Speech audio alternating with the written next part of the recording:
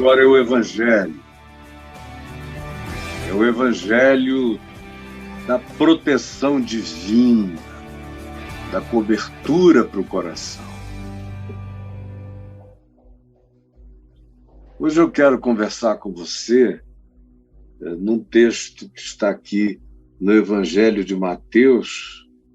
O Braulio vai já colocar aí no capítulo 12, do verso 43 ao verso 45. Mateus, capítulo 12, do verso 43 ao 45. E a minha pergunta temática para a gente pensar a respeito no dia de hoje é essa: a sua casa espiritual está mobiliada, mas vazia? De onde é que vem essa pergunta? Onde é que ela aparece? Se você leu ou está lendo o texto de Mateus 12, de 43 a 45, você já entendeu. Para qualquer médio entendedor, já está claro, não tem nenhum mistério, é bem explícito. E olha só o que se diz aqui, de maneira inequívoca. O que está dito é que quando um espírito imundo sai do homem, e aí eu preciso, antes de prosseguir, pedir que você vire a página para o início do capítulo 12, e você vai ver as discussões dos religiosos com os discípulos de Jesus por causa de legalismo, porque os discípulos estavam comendo espigas no campo e eles achavam que aquele não era dia de colher espigas. E disseram, hoje não é lícito, é sábado. Aí Jesus deu uma resposta paciente, mas os caras não conseguem internalizar o conhecimento. Eles ouvem, veem que falaram idiotice, mas não assimilam a sabedoria. Aí prosseguem. Aí vem Jesus curando um homem da mão ressequida, também no mesmo dia, no mesmo sábado, ele cura esse homem na sinagoga. Aí eles outra vez se levantam contra e dizem, como é que tu fazes isso? Hoje é sábado, não é dia de cura. Aí Jesus disse, parem de hipocrisia. Vocês não tratam assim o boi, nem a ovelha, nem o animal de vocês, que se cair num buraco num sábado, vocês vão lá, laçam, tiram e puxam. Agora, um ser humano está todo ferrado num dia de sábado, e vocês querem que eu espere o domingo para tirá-lo de lá? Vão ser hipócritas assim no inferno, era só o que faltava dizer. Há pessoas tão perversas, tão duras de coração. Aí Jesus diz, chega, deixa eu sair daqui, porque está difícil demais o convívio com esse pessoal. Mas muitos o seguiram, e esses que o seguiram, Jesus, portanto, os curou.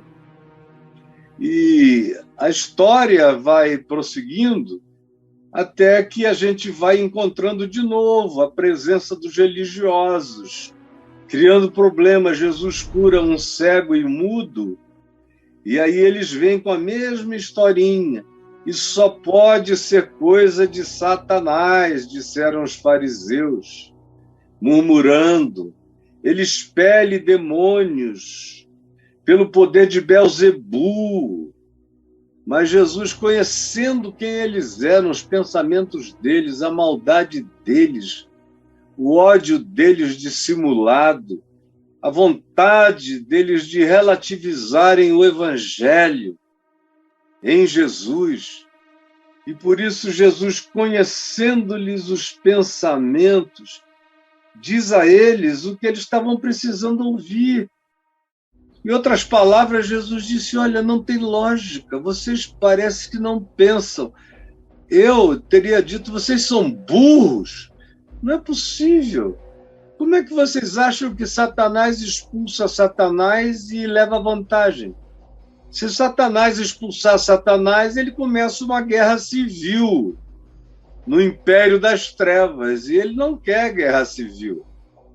Ele quer a unidade da malignidade, fazendo pressão sobre todas as mentes humanas, mas vocês não são capazes nem de raciocinar, que também não é uma questão de lógica, de engenharia. Se você puser uma casa sobre outra casa sem ter preparado um alicerce para aguentar ambas, uma cairá sobre a outra. Vocês não entendem isso. Vocês têm cabeça para quê? Não pensam. O dogma mata a lógica. O dogma mata a racionalidade. O dogma mata o bom senso. E o dogma cheio de ódio, de raiva, de preconceito e de inveja, porque é o dogma desses que não alcançam Jesus, não fazem o que Jesus faz, não sabem dizer o que Jesus diz, não sabem curar como Jesus cura, não sabem fazer o bem que Jesus realiza, veem o bem acontecendo, um monte de gente ficam com raiva, invejosa, amargurada, diabólica, aí começam a querer transformar Jesus num demônio. E Jesus disse, olha, o que vocês estão fazendo é muito perigoso, porque se eu expulso os demônios pelo Espírito de Deus, certamente é chegado o reino de Deus sobre vocês. E se eu estou expulsando demônios, é porque eu tenho poder de vir amarrá-los, pegar pelo fundilho da calça demoníaca e jogar longe. O que vocês pensam que está acontecendo aqui? Que é uma negociação minha com Satanás? Eu não tenho negócio com as trevas, é o poder do reino de Deus se manifestando. Agora vocês tomem cuidado, porque todo pecado e blasfêmia serão perdoados aos homens, mas a blasfêmia contra o Espírito Santo, e para expulsar um demônio genuinamente demônio, e libertar essa pessoa, como eu liberto, não fazendo joguinho de negociação com as trevas, que é só libertação temporária e depois o cara volta outra vez ao mesmo estado anterior, que é como vocês veem acontecendo na religião. Tem gente que fica endemoninhado uma vez por semana e nunca fica liberto, porque não foi a ação do Espírito de Deus, não foi a chegada do reino de Deus. Era sugestão, foi negociação, foi impressionamento mental, mas que não tem nenhuma durabilidade espiritual, vai voltar tudo outra vez. Vocês, no instante, estão brincando com fogo, porque eu expulso demônios, porque o reino de Deus chegou, e é pelo poder do Espírito Santo. Tomem cuidado, porque vocês estão botando o pé num lugar perigoso. Se alguém proferir alguma palavra contra o Filho do homem, ser-lhe-á perdoada.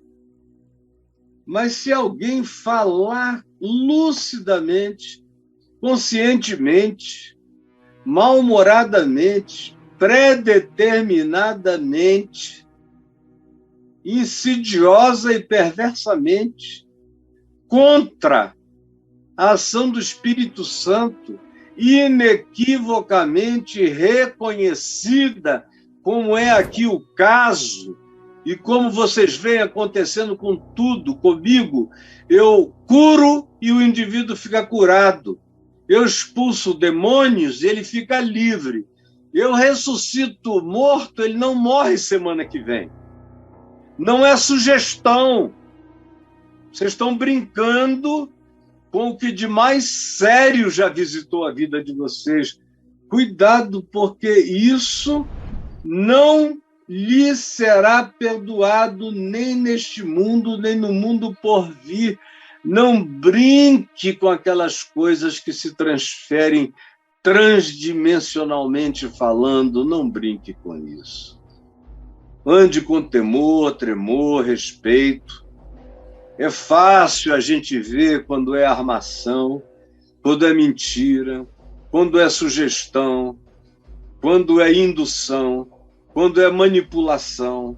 Por isso eu falo pessoalmente com toda clareza que quase tudo isso que vocês veem por aí é armação que não produz cura. A pessoa continua ali, possessa para sempre, deixando dinheiro para sempre, nunca fica livre mais do que 2, 3 dias em casa. E volta tudo outra vez. Mas aqui não! E vocês sabem disso. Por que que vocês chamam juízo sobre a vida de vocês, brincando contra aquilo que só traz alívio e libertação aos seres humanos? Na realidade, vocês fazem isso por causa da natureza de vocês. É o que Jesus diz no verso 33. É porque a árvore do ser de vocês não é boa, é má. O fruto de vocês é mau. Vocês não são gente boa, vocês são gente que foi ficando ruim, ruim, ruim. Vocês não são filhos de Deus, são filhos de serpente, nasceram de ovos de serpente, são raças de víbora, e que não tem condição de falar coisas boas, porque dentro de vocês tudo que sai é venenoso, é amargurante, é blasfemo, é perverso. Vocês não têm nem o cuidado de examinar. Vocês julgam aquilo que já está definido dentro de vocês. Cuidado, porque as consequências de quem predefine quem é de Deus e quem não é de Deus pode ter consequências horrorosas para a vida de quem age assim. Não brinque disso, disse Jesus, porque as consequências são inapeláveis. É diferente do ser humano bom. O ser humano bom tira do tesouro do seu coração coisas boas. Mas o ser humano mau tira do mau tesouro, do tesouro da mentira, do engano, do ódio, da raiva, da amargura, só sai coisas ruins de dentro dele. Por isso é que eu digo a vocês que de toda palavra frívola, idiota, que vocês falarem, tomem cuidado, porque a gente presta contas do que a gente fala. Fala contra a vida, especialmente contra os homens. Como diz a gíria do jiu-jitsu, Deus perdoa, mas o jiu-jitsu não. Tem do Senhor, Deus perdoa, mas não brinque contra aquilo que é santo, santo, santo, ante o que você deveria, no mínimo, andar em silêncio. Tome cuidado, porque aquilo que você traz de juízo contra o que seja ação divina, genuína e verdadeira, vai se transformar em julgamento sobre a sua vida. E você não quer ficar debaixo de um julgamento tão horrível quanto esse, de frivolizar a graça de Deus, a ação do Evangelho, o poder do Espírito Santo libertando, curando, tirando o pecado do coração dos pecadores, limpando a mente, abrindo portas, divisando futuros esperançosos. Não matem a alegria de quem está começando a se alegrar, de quem está ficando livre das ocupações perversas no seu próprio ser. E aí, isso tudo dito, aqui nesse capítulo 12, a gente chega nesse verso 43, que cada um de nós tem que ler com atenção, porque Jesus já fez mais uma advertência a esses todos religiosos, dizendo: olha, pessoal de Nínive, de Sodoma e Gomorra, está todo mundo em vantagem em relação a vocês, assim como ele já tinha dito. Em verdade, eu vos digo, e disse isso para os mais religiosos, que meretrizes, prostitutas e pecadores vos precedem no reino dos céus. Aí ele chega aqui e diz: olha, até da Etiópia, a rainha da Etiópia, a rainha de Sabá, vai preceder vocês no reino de Deus, porque ela veio do fim do mundo da Etiópia, atravessou desertos, fez uma viagem difícil, que nenhum de nós hoje em dia teria coragem de fazer, no lombo de animais ou numa carruagem, que de conforto só tinha o teto, o resto era na batida do desconforto, milhares de quilômetros apenas para ouvir a sabedoria de Salomão.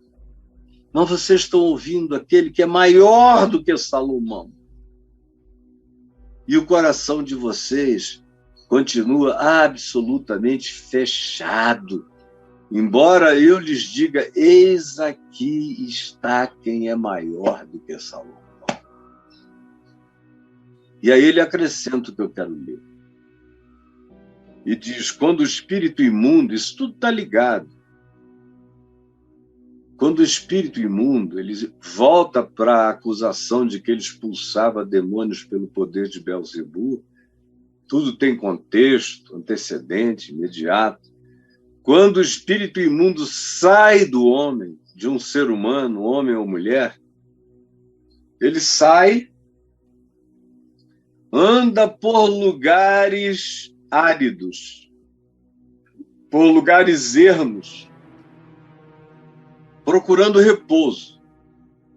E eles não querem uma árvore para habitar em uma árvore, como na mitologia celta, o animista. Não. Eles não querem morar numa cova, nem numa gruta escura. Eles não querem habitar uma ruína.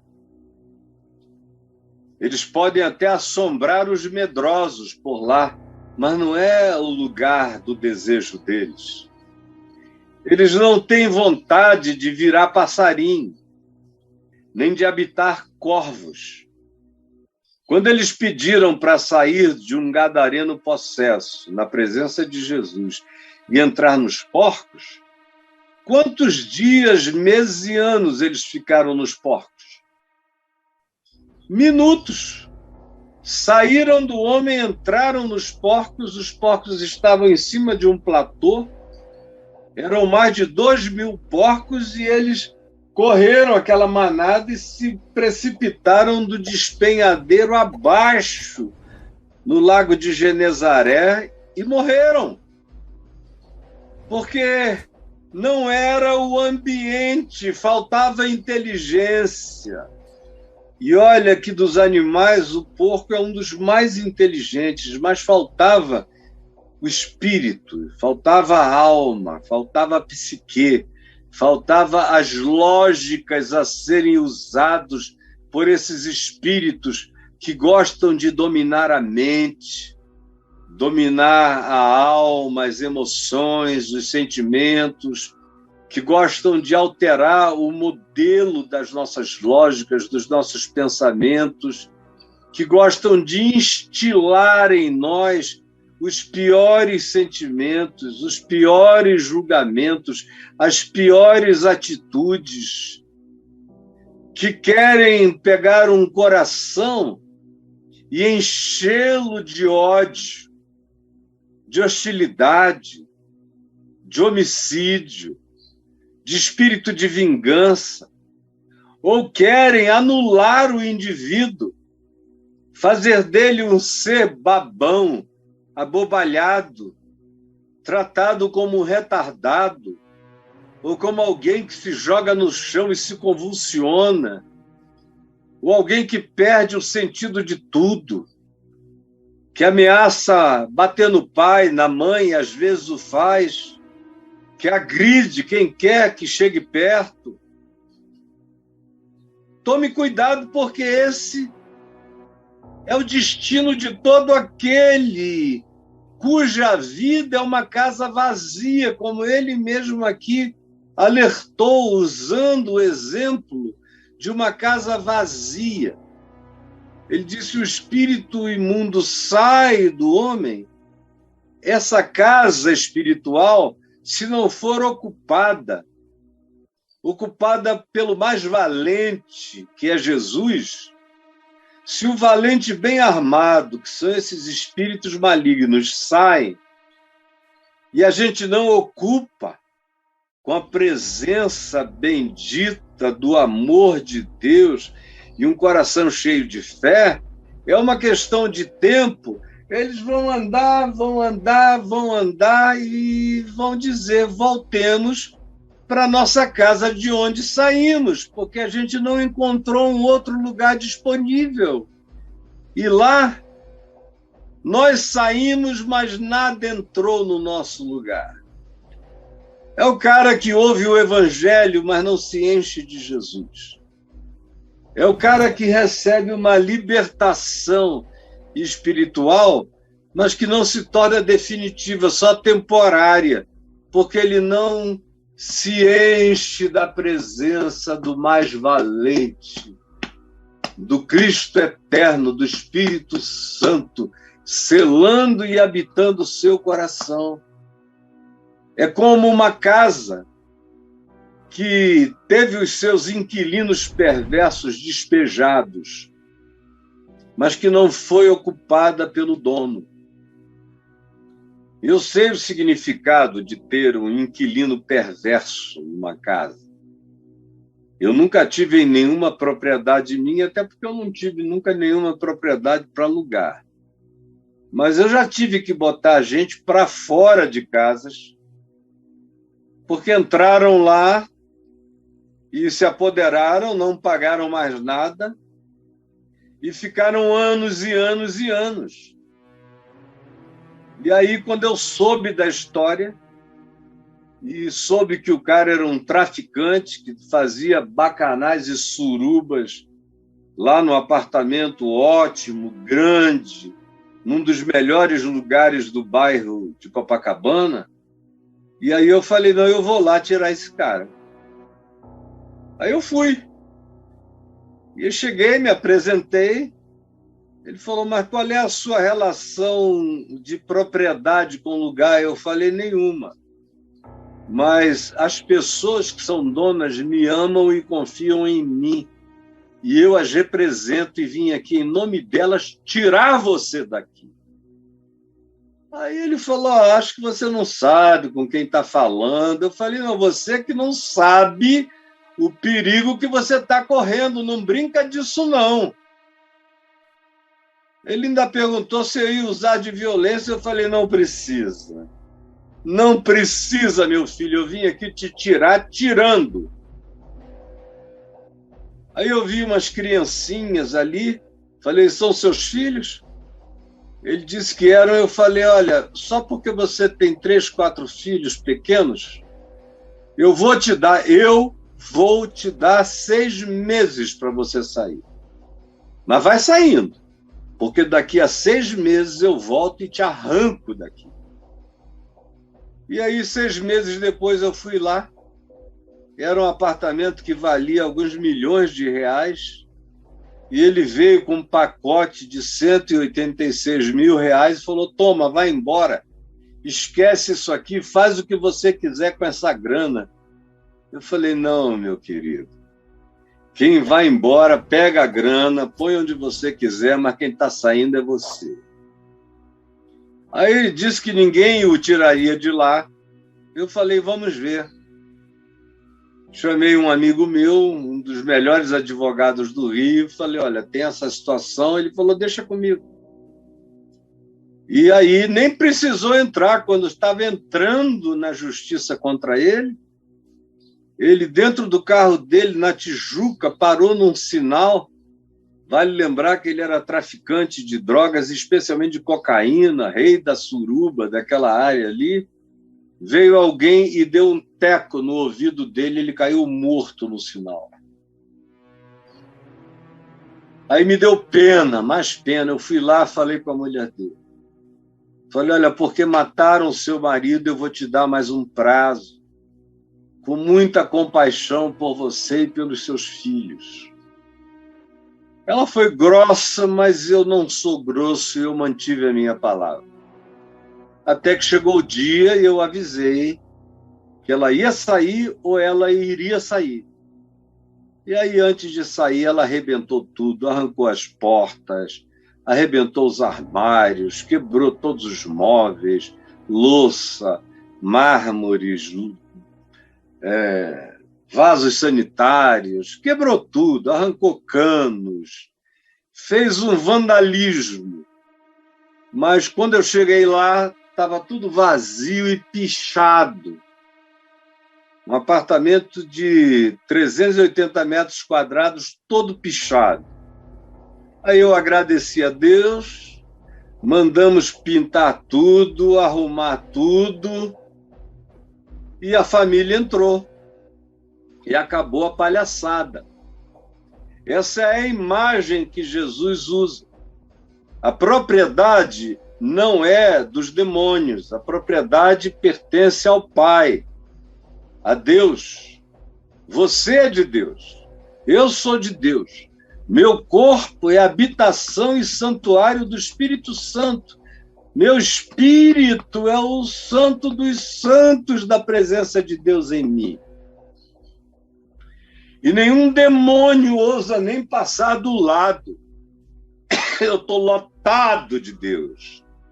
E os infernos todos sabem disso. Mas meu coração está ocupado.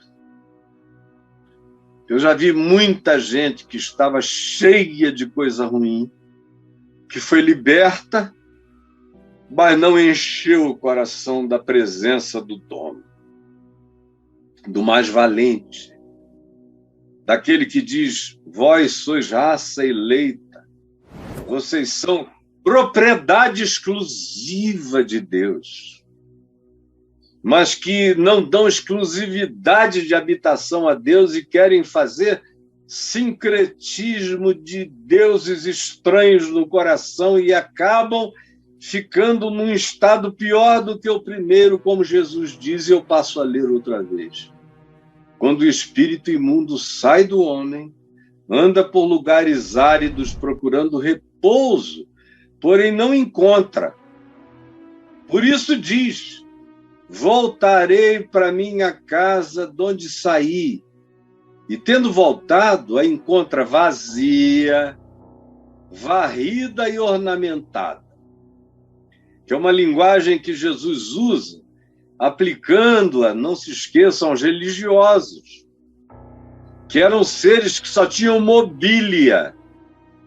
Só tinham mobília. A casa deles só tinha mobília, mobília moral, mobília da lei de Moisés, mobília dos regimentos da sinagoga, mobília de comportamentozinhos exteriores, mobília de behaviorismo, mobília de tratos externos e hipócritas, porque no interior o que havia era rapina e toda sorte de coisas ruins.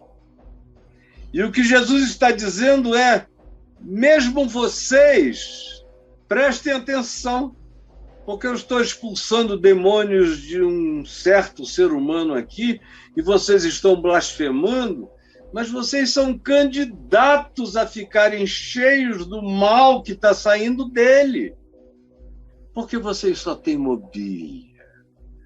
Vocês só têm culto, vocês só têm rito, vocês só têm dízimo, vocês só têm manifestações exteriores, vocês só têm orações decoradas, rezas, vocês só têm choro sem lágrima, vocês têm uma piedade sem compaixão, vocês são o ser pintado por fora, com mobília por dentro e sem dono no ser.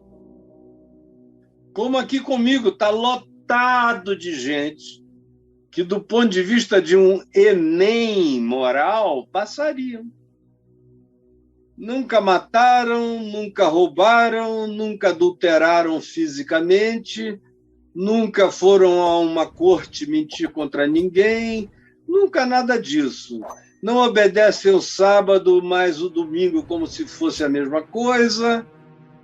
Não tem imagens de escultura em casa e se gloriam disso. Mas isso é só mobília. Só mobília. Gente querida, ignorante, é só mobília.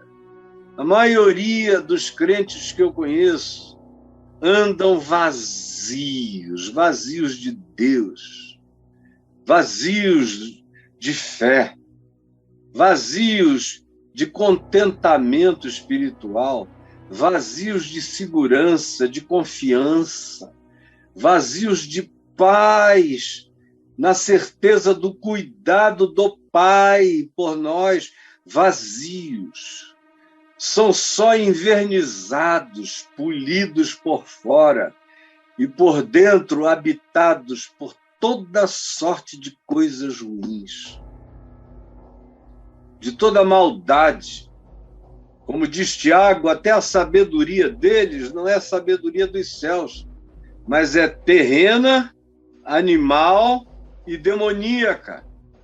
Só tem mobília, não tem nada, estão ocos. Por isso são tão suscetíveis.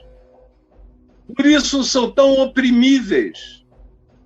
Por isso podem ser abatidos por qualquer tristeza que pode se transformar em falta de vontade de viver, porque nunca tiveram nenhum espigão de Deus. Nunca foram habitados pelo mais valente, que é o único que garante o meu ser, a minha mente. É o único que garante a minha alma em estado de equilíbrio, de estabilidade, e o meu espírito numa condição de serenidade pacificada.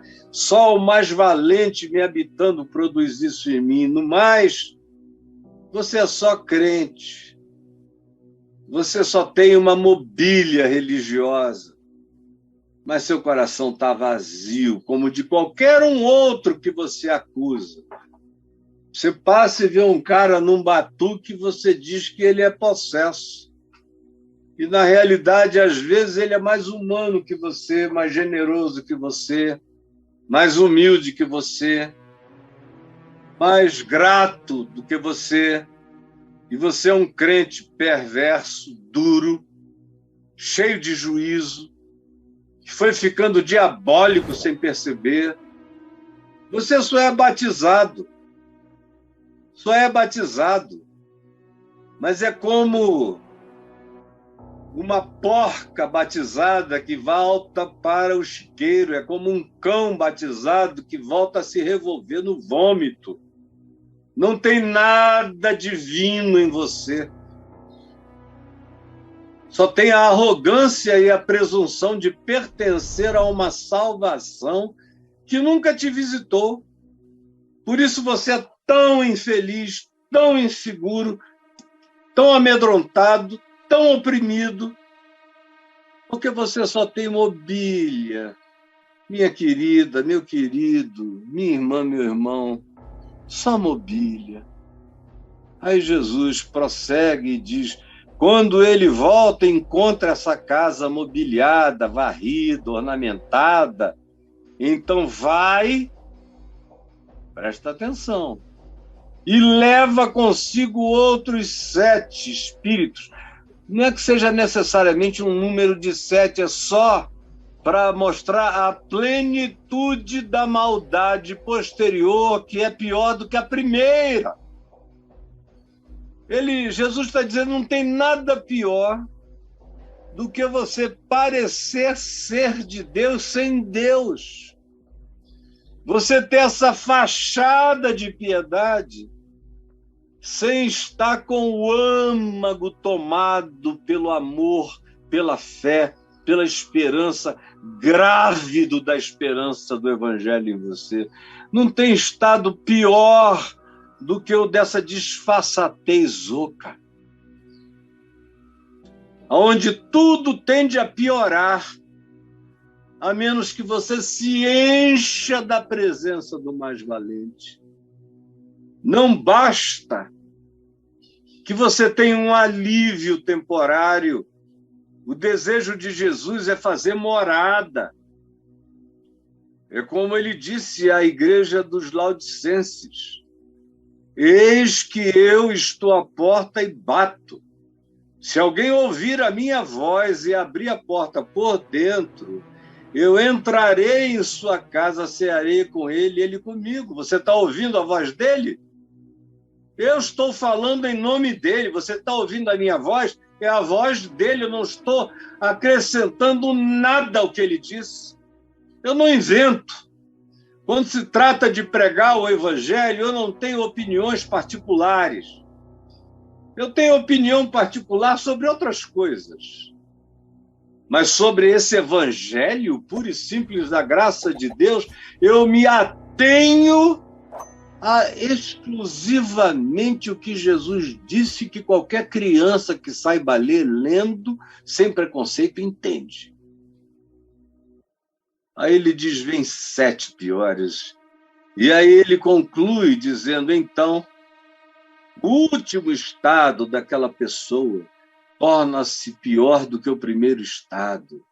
Assim também acontecerá a esta geração perversa.